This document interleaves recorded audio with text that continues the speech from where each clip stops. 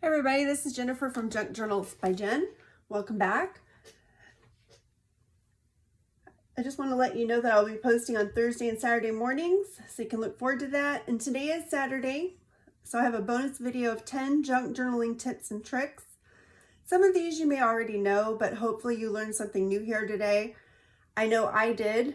The first thing is to use hand lotion before you start crafting. This will help the inks and paints to wash off more easily when you are done. And I'm going to do that right now, so that after I'm done crafting today, hopefully the ink will come off my hand more easily. I'm always covered in inks. All right. The second thing is to use a piece of cardboard as an ink stamp to get lines onto your tags or cards or whatever. So I peeled the back off of a piece of cardboard, and we're going to go ahead and try to stamp with it and see how that works.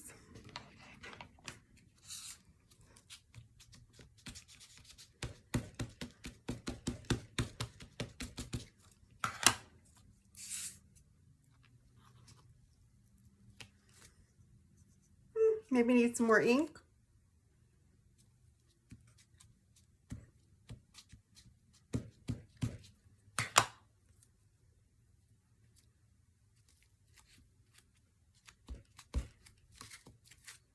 Pretty good. All right, so that would work in a pinch, wouldn't it, if you didn't have a line stamp? Okay, so that's pretty good. I like that.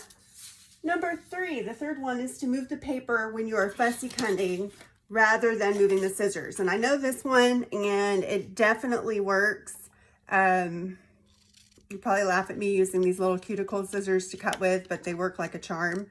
But you definitely want to move the paper, and it makes it so much easier instead of moving the scissors.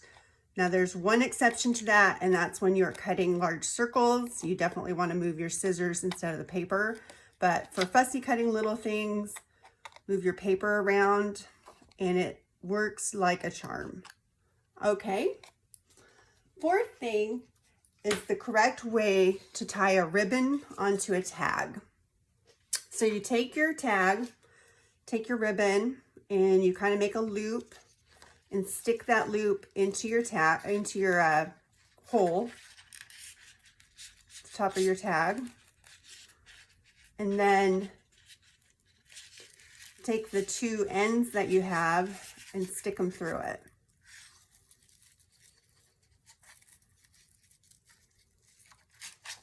And pull them up.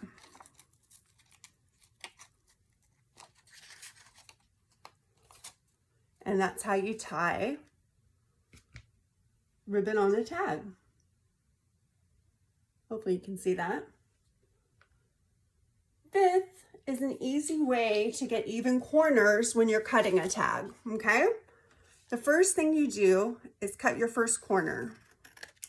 Okay, cut that pretty big, but then you're going to take it over to the other side and flip it around, and then just cut that corner to match. There, now you have matching corners.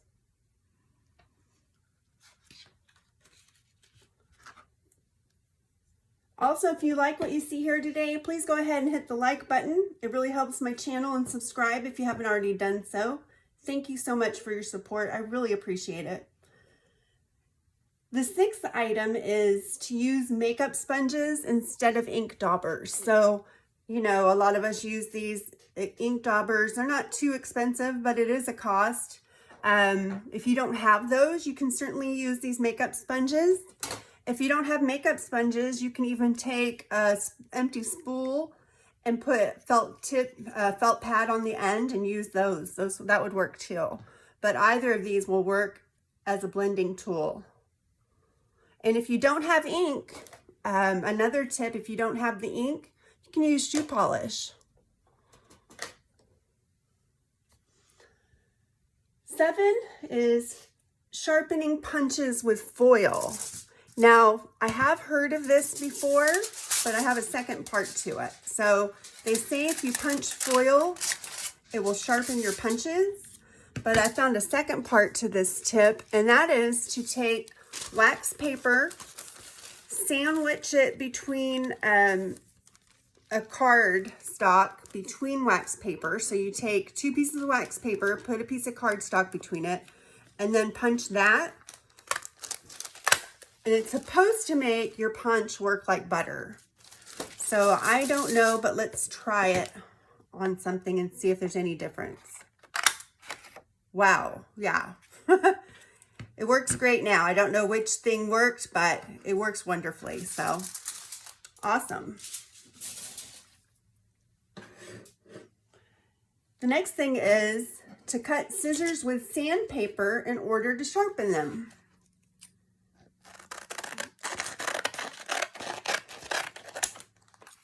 Okay.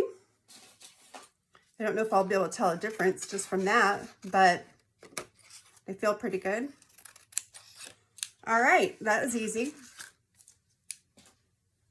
So sharpen scissors by cutting sandpaper. They didn't tell me what grit, so I just used P180. Number 9 is store your ink pads upside down in order to preserve them. So don't store them right side up or stack them this way, but you should store them upside down, okay? Keeps all the ink at the top. 10, and this is the last one and my favorite. This is to have a small book of scraps. You take basically your book guts out of one of your books and take your small scraps that you've been saving and glue them down by color into the book, like I've done here. I've got black and white on the top, brown, pink, green, turquoise, brown again, multicolored. You can get the idea. And then when you have the page full, you can tear out a page and make tags, belly bands, pockets, whatever ephemera you need, or embellishments.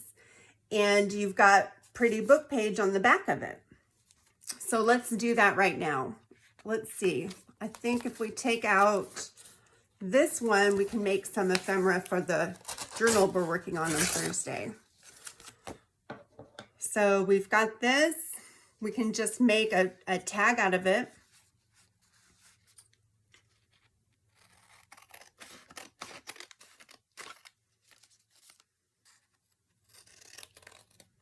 It's already decorated and everything. We just need to put a little embellishment on it.